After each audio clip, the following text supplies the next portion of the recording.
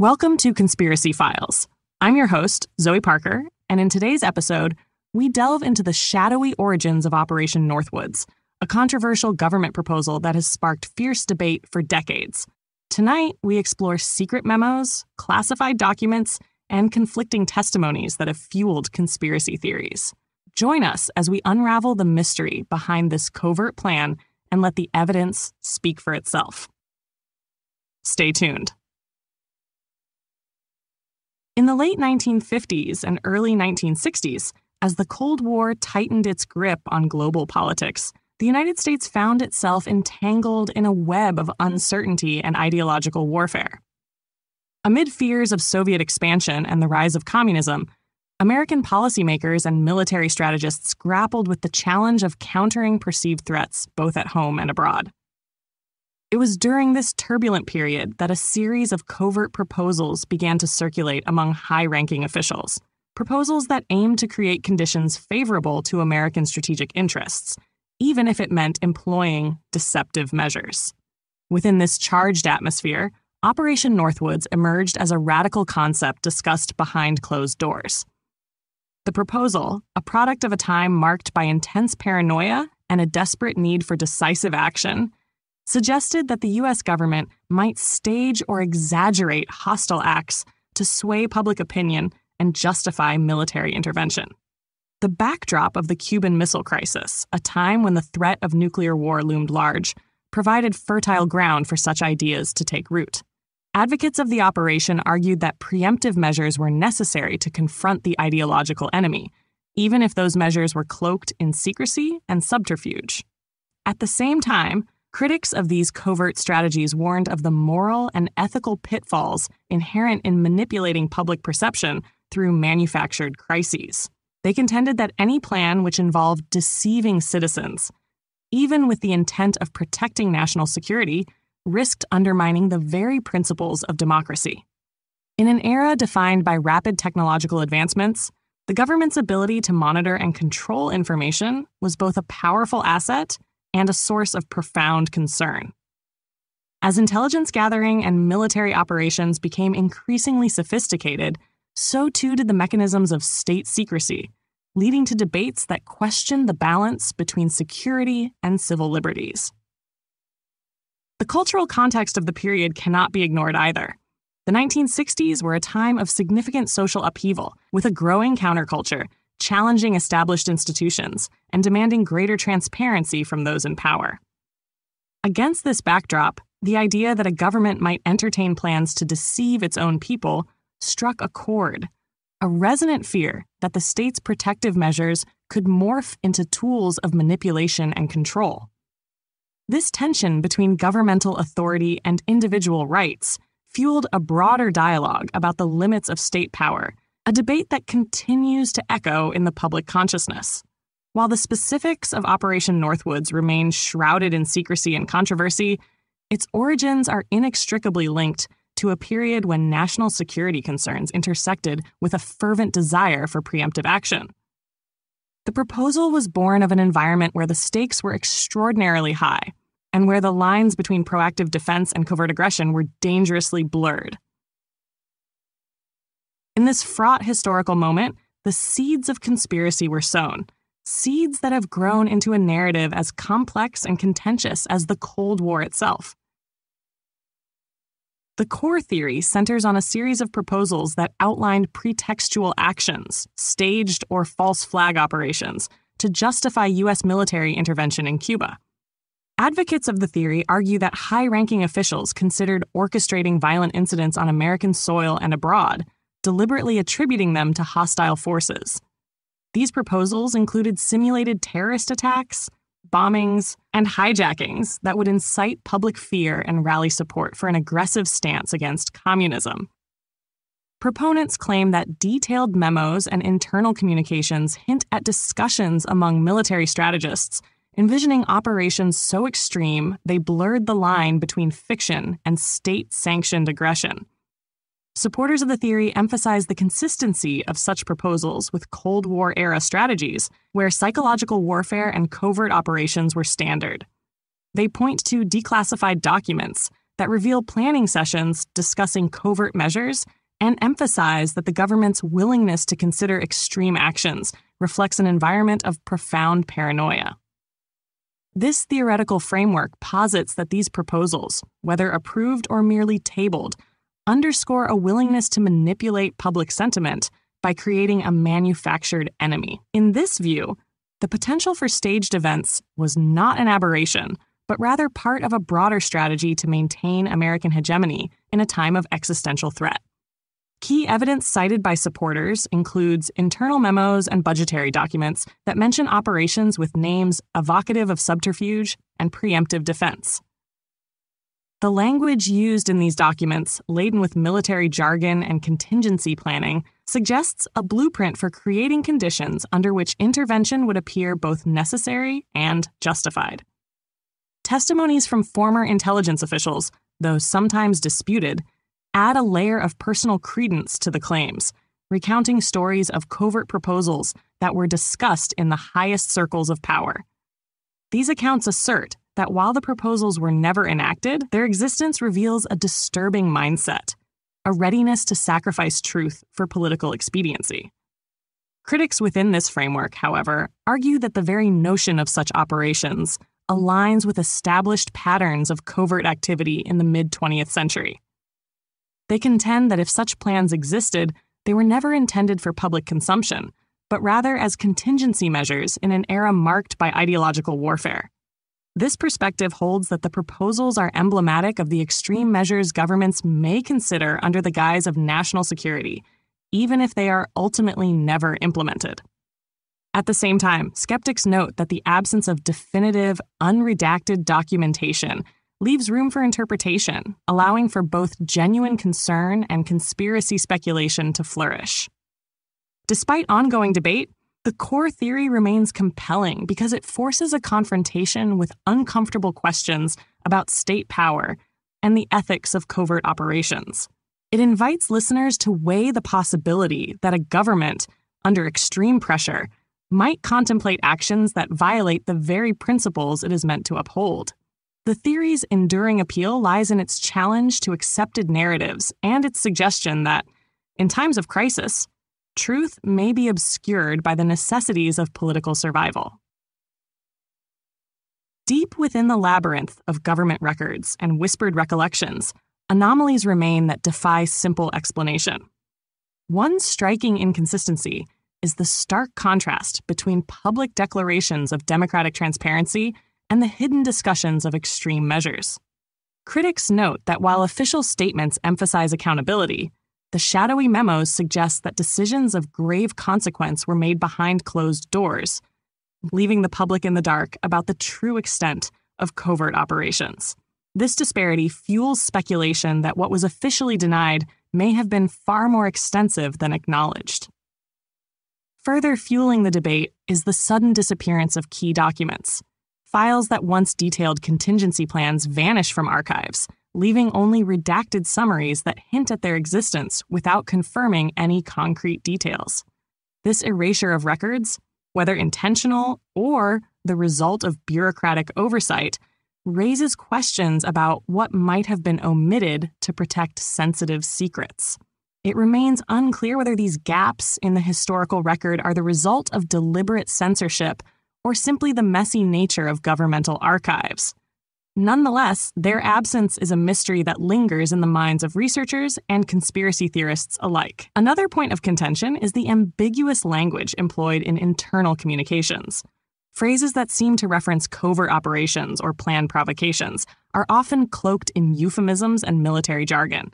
This deliberate vagueness, intended to obscure rather than reveal, has left many puzzled. Listeners and scholars have pored over these documents, attempting to decode hidden meanings, yet the messages remain frustratingly elusive. The uncertainty surrounding these coded communications only deepens the enigma, as it suggests that there may be layers of meaning that the public is never meant to access. Strange timelines also add to the puzzle.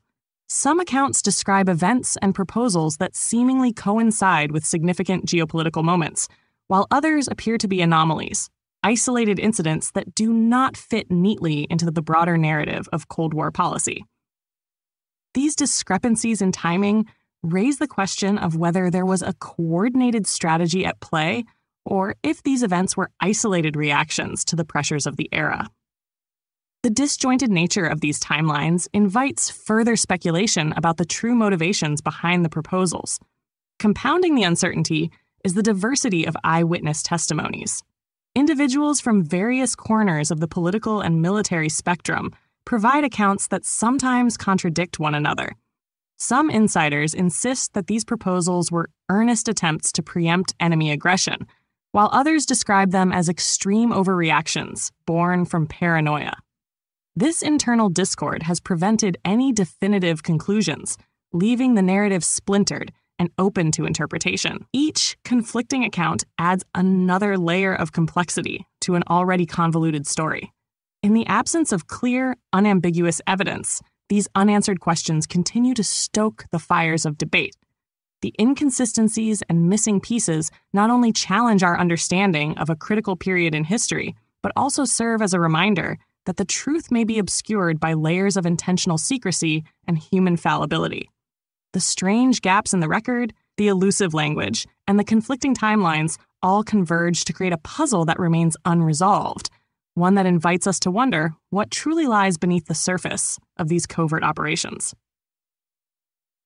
Some experts and analysts have proposed alternative explanations that challenge the notion of a grand, orchestrated covert operation.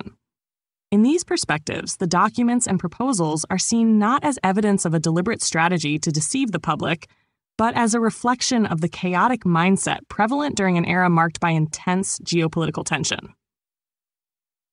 Skeptics argue that many of the proposals were conceived as hypothetical contingency plans, ideas generated in brainstorming sessions rather than concrete blueprints for action.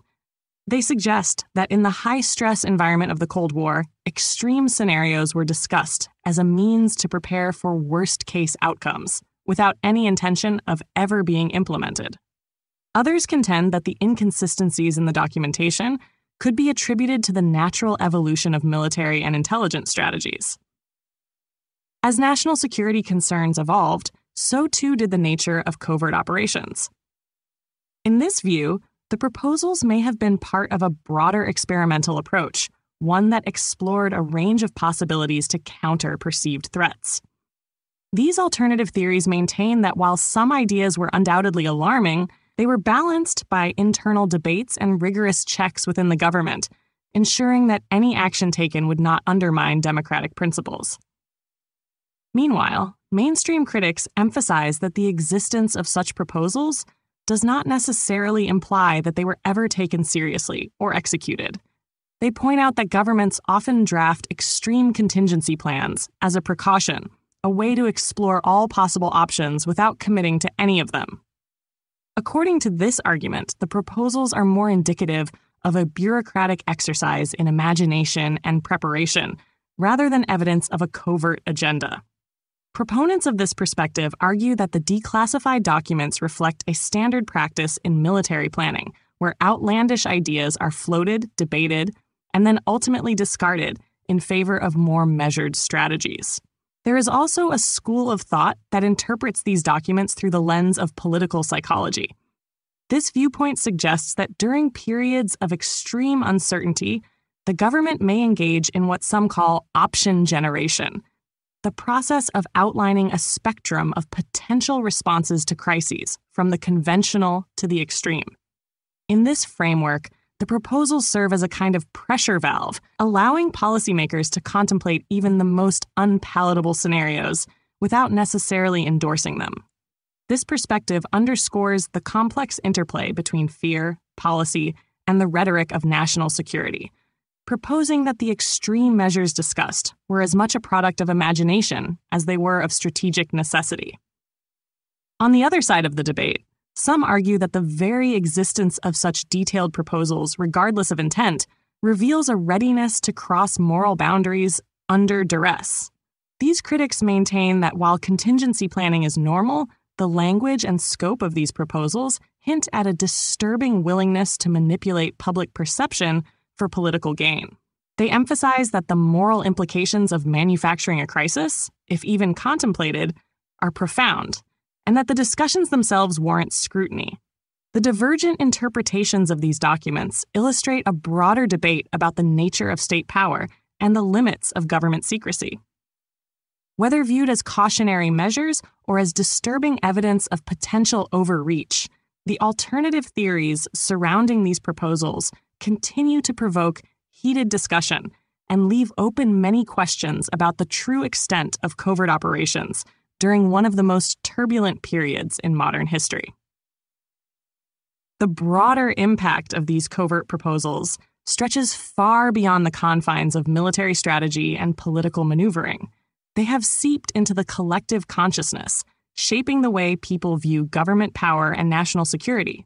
For many, the idea that a government could contemplate such extreme measures, staging crises to manufacture consent, resonates with a deep-seated mistrust of authority. This mistrust is compounded by decades of political scandals and revelations of secret surveillance programs, leading individuals to question the veracity of official narratives. On a societal level, the theory speaks to the fear of manipulation and the loss of individual autonomy. The notion that the state might intentionally fabricate threats to control public opinion strikes at the heart of democratic ideals. In a time when information is both a tool and a weapon, the very possibility of engineered crises fosters a climate of skepticism and cynicism. People are left wondering whether the safety and security promised by government institutions are built on a foundation of deception. This uncertainty fuels ongoing debates about transparency, accountability, and the role of government in safeguarding or endangering civil liberties. Psychologically, the enduring appeal of the theory can be understood through the lens of cognitive dissonance and the human need for a coherent narrative in times of crisis. When events seem inexplicable or out of control, conspiracy theories offer a way to impose order on chaos.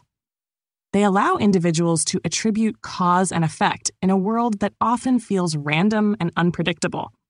The theory of covert operations, with its intricate web of hidden motives and clandestine actions, provides a narrative that helps explain the unsettling realities of the Cold War era. For some, accepting that powerful forces might manipulate events from behind closed doors is less frightening than facing an unpredictable world where nothing is as it seems. Geopolitically, the ramifications of such theories extend to how nations interact on the global stage. The idea that governments may resort to deception in the name of national security has influenced diplomatic relations, often contributing to a cycle of mistrust between rival states. This environment of suspicion can lead to a self-perpetuating arms race of secrecy, where each side prepares for the possibility that the other is engaging in covert provocations. In this context, the theory serves as both a cautionary tale and a justification for robust defense measures, reinforcing a mindset in which extraordinary actions are seen as necessary responses to equally extraordinary threats. Furthermore, the theory has found fertile ground in popular culture. Films, books, and documentaries have drawn upon its themes, embedding the idea of secret governmental operations deep into the cultural fabric. This widespread representation reinforces the narrative, ensuring that the questions it raises remain part of public discourse. Whether seen as a realistic possibility or a hyperbolic fear, the theory challenges society to confront uncomfortable truths about power, control, and the potential for abuse in the name of national interest. In essence, the theory's enduring allure lies in its ability to encapsulate the tension between security and liberty, between transparency and secrecy, a tension that continues to shape political debate and public opinion in profound and lasting ways. Some theorists venture far beyond the realm of conventional explanations, proposing that the covert proposals and extreme measures were only the tip of an iceberg of global manipulation. These fringe ideas suggest that behind the veil of Cold War paranoia lay a network of clandestine alliances, secret societies, and hidden cabals orchestrating not just military actions, but the very fabric of modern geopolitics. One radical notion holds that covert operations were not solely driven by immediate national security concerns, but were part of an elaborate long-term plan to reshape global power structures, an agenda hidden from public view and fueled by occult symbolism and ritualistic practices. According to this speculative narrative, the extreme measures discussed in the secret proposals were merely exercises in psychological warfare, designed to condition the public to accept increasingly drastic interventions in the name of national survival. Proponents of this view argue that these operations, while seemingly rooted in military pragmatism, also tapped into ancient, almost mystical strategies, techniques inherited from secret societies dating back centuries. They suggest that these groups possessed esoteric knowledge and utilized coded language in their planning documents, which some interpret as a blend of military strategy and occult ritual. In this interpretation, the proposals are seen as part of a grander design, where state power and hidden orders converge to manipulate history and influence future events. Other fringe theories take an even more unconventional angle, proposing that the government's covert operations were not simply about preserving American hegemony, but were experiments in creating artificial crises. In these views, the extreme scenarios envisioned in the proposals were part of a broader effort to manufacture reality itself, a controlled process of inducing fear and uncertainty so profound that it could reshape societal norms and political ideologies. According to these ideas, the government, in collusion with shadowy international players, might have even dabbled in advanced psychological and cyber warfare techniques long before they became part of mainstream strategy. This perspective asserts that the covert plans were an early form of what we now recognize as information warfare, using the power of fear as a tool to dictate political outcomes on a global scale. At the most extreme end of the spectrum, some theorists propose that the covert proposals were a smokescreen for far more insidious operations, secret experiments aimed at controlling human behavior through mind manipulation and even genetic engineering. In this narrative, the proposals are reinterpreted as blueprints for not only staging crises, but also for creating a new breed of human, one that would be more easily controlled and shaped by those in power. The language in these documents, they argue, contains hidden codes that reference such dark ambitions, hinting at a future where technology and mysticism merge in ways that defy ethical boundaries. While these speculative theories stretch the limits of plausibility, they persist in public discourse, fueled by an enduring distrust of authority and the allure of hidden knowledge. They invite us to question whether the visible contours of history are merely the surface of a deeper, more enigmatic reality, one where the extraordinary, the occult, and the clandestine intersect in unexpected and unsettling ways. Some theorists argue that the ideas behind these covert proposals are not isolated phenomena, but part of a broader pattern of secret government operations that span decades and continents. They point to parallels with other historical events that share unsettling similarities, episodes where state power and clandestine actions converge to shape public perception and global politics. For instance, the infamous MKUltra experiments and other covert programs of the Cold War era are often cited as evidence that governments have long been willing to manipulate reality itself. These programs, shrouded in secrecy and controversy, seem to echo the same willingness to deploy extreme measures in the name of national security. Moreover, proponents of the theory see connections with the Watergate scandal and other instances where unchecked governmental power was exposed, arguing that these events collectively illustrate a consistent pattern of abuse and concealment.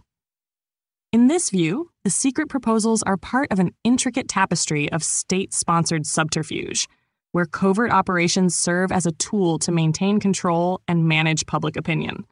The shadowy world of espionage, with its array of secret alliances and high-stakes deception, is seen as the backdrop against which these proposals were conceived, a realm where the line between strategic necessity and moral transgression is often blurred.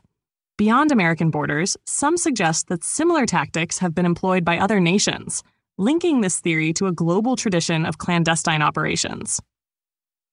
Examples from the Cold War and post-Cold War eras, ranging from covert interventions in Latin America to secretive surveillance programs in Europe, are often referenced to underscore a pervasive trend. The idea is that when governments are driven by a sense of existential threat, they may adopt strategies that, while appearing extreme on the surface, are part of a larger, universal playbook for maintaining power in uncertain times. There are even more speculative arguments that connect these covert proposals to modern instances of disinformation and cyber warfare. With the digital age ushering in new methods of communication and control, some theorists argue that the same principles underpinning Cold War-era deception have evolved into sophisticated forms of digital manipulation. In this light, the theory becomes part of a continuum that stretches from physical operations of the past to virtual operations of the present, each employing the power of fear and uncertainty to sway public opinion and shape political outcomes. Such connections also draw parallels with other global conspiracies that invoke secret societies and hidden cabals. Whether it is the notion of a new world order or the idea that elite groups operate behind the scenes to steer global events, these theories suggest a world where nothing is as transparent as it seems. The argument is that the covert proposals, while specific to a historical moment, are emblematic of a timeless struggle between overt power and covert manipulation, a struggle that resonates across cultures and eras. These intersections between clandestine Cold War operations and modern digital disinformation campaigns, between state-level subterfuge and global conspiracies, form a complex web of connections that continue to captivate public imagination. They force us to consider whether the events we see are isolated incidents or parts of a grander, interconnected narrative, one where the extraordinary and the secretive have always shaped our collective history. Despite years of declassified files and fervent public debate, many questions remain unanswered. What exactly drove those clandestine proposals to be drafted in the first place? Were they the product of strategic necessity, or did they stem from a deeper, perhaps even darker, well of mistrust and manipulation? In the wake of partial disclosures and conflicting testimonies, the true intentions behind these secret operations remain shrouded in mystery, leaving open a vast space for speculation and persistent inquiry. For many, the enduring mystery lies in the fact that the full scope of covert actions, if any were ever executed, is still obscured by layers of redacted documents and unresolved inconsistencies. What do these omissions mean? Could there be even more extreme measures that were planned but never publicly acknowledged? The lack of complete transparency continues to fuel both skepticism and belief. This void of definitive answers is what keeps the theory alive, as the public struggles with the inherent uncertainty of governmental actions during turbulent times. Beyond the technical details, there is an emotional and psychological dimension to these lingering questions. The idea that a government might secretly orchestrate events to manufacture consent taps into a deep well of collective fear, a fear of the unknown, of being manipulated by unseen forces. This emotional response is not easily assuaged by cold facts or official denials. Instead, it creates an enduring narrative that resonates with personal experiences of distrust and disillusionment. In everyday life, where every major scandal or whistleblower reinforces the possibility of hidden truths, the unanswered questions about covert proposals become a mirror reflecting broader societal concerns about power and accountability. Moreover, these questions have taken on a life of their own in popular culture. Movies, books, and documentaries continue to draw on these mysteries, embellishing and reinterpreting them in ways that capture the public imagination. The persistence of these narratives suggests that even as new evidence comes to light, the fundamental enigma remains intact. Its allure lies in the perpetual gap between what is known and what is speculated. For many, the absence of clear answers is not a flaw in the historical record, but rather a testament to the complexity of global politics and the hidden dimensions of statecraft. At the heart of it, the lingering questions compel us to confront our own discomfort with uncertainty. They force us to ask, how much are we willing to believe in the unseen machinations of power? Is it possible that the truth is so multifaceted that it defies a single, coherent explanation? The mystery endures because, in a world where official narratives often fall short of the lived reality, the space for doubt, and thus for conspiracy, remains wide open.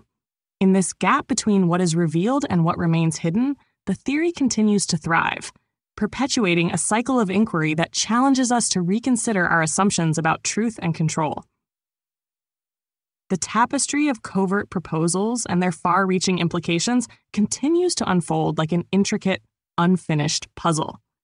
The discussion has spanned the realm of state power, the delicate balance between security and liberty, and the profound impact of secrecy on our collective trust.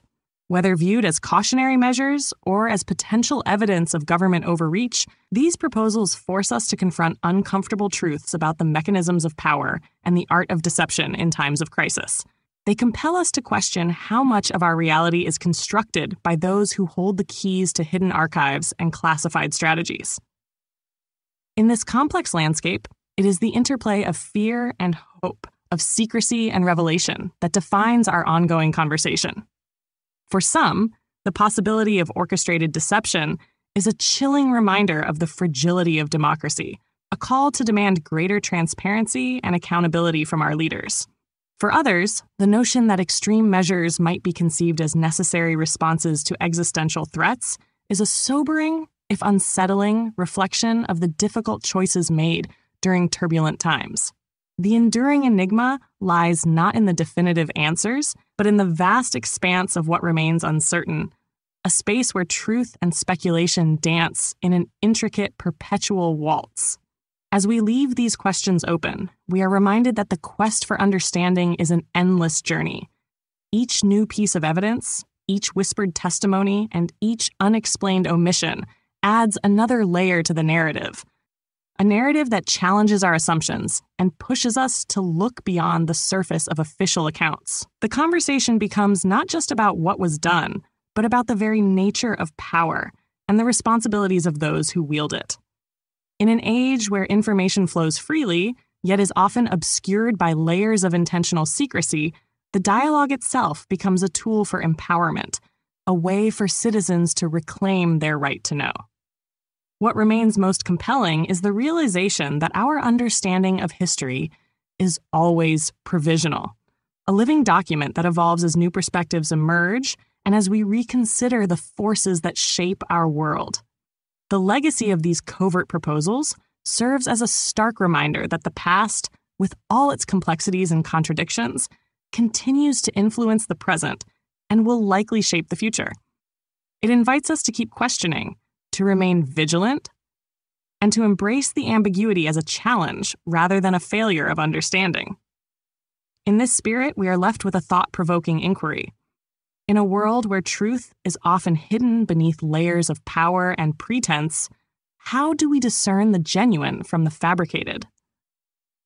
The answer, perhaps, lies not in unequivocal certainty, but in our collective willingness to engage with the mysteries that define our shared history.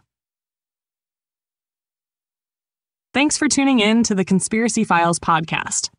We're here with brand new episodes every Wednesday. If you're listening on your favorite podcast platform, don't forget to follow us and be sure to rate, review, and share your thoughts. We'd love to hear from you.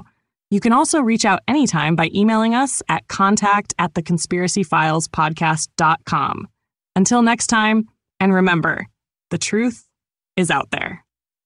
If you enjoyed this episode and want to dive deeper into the world of conspiracy theories, consider subscribing for exclusive access to the material they don't want you to hear. As a subscriber, you'll get banned episodes, episodes deemed too controversial for mainstream platforms, members-only bonus episodes, not available anywhere else, extended director's cut versions of your favorite episodes, early access to new content before it's released to the public, and much more. Thank you for your support. The link is in the description below. Join now.